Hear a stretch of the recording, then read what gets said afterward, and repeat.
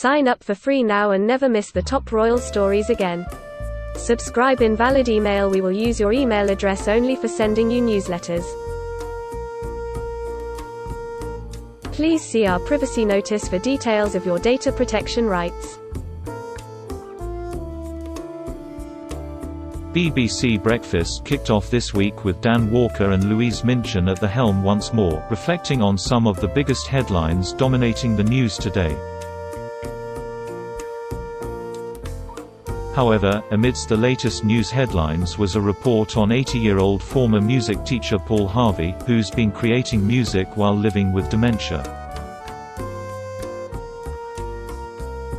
After learning the BBC Philharmonic have now joined forces with Paul to create an impactful piece, it didn't take long for the emotions to get the better of Dan and Louise.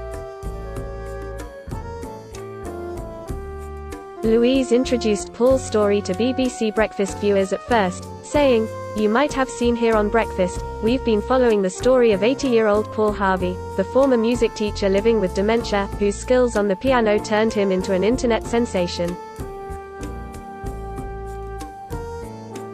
Dan weighed in, "It's been a wonderful story to follow, and using just 4 random notes, Paul created a melody which inspired the BBC Philharmonic to turn it into a full orchestral piece." Now yesterday, Paul heard that creation come to life for the very first time. Read more. Naga Munchetty slams Ben Bradley over free school meals. Read more. Frank Bao, BBC sports presenter, dies at the age of 87. What followed was an emotive piece of music courtesy of Paul and the BBC Philharmonic. And the former teacher was visibly emotional after the orchestra had decided to join forces with him. However, he wasn't the only one, as when the cameras returned to the studio, Dan and Louise were left wiping away tears.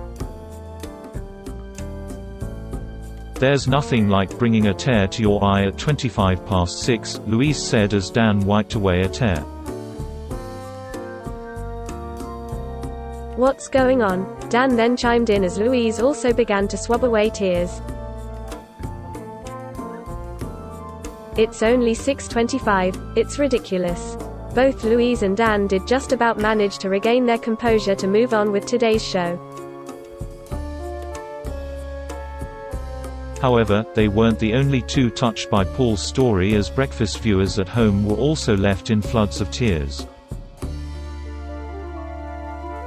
"Wow, I'm in tears," began one viewer on Twitter. "That piece of music is just simply beautiful, and the story behind its composure both moving and inspirational." Bravo Paul and at BBC Philharmonic for bringing this to life. What a start to the week.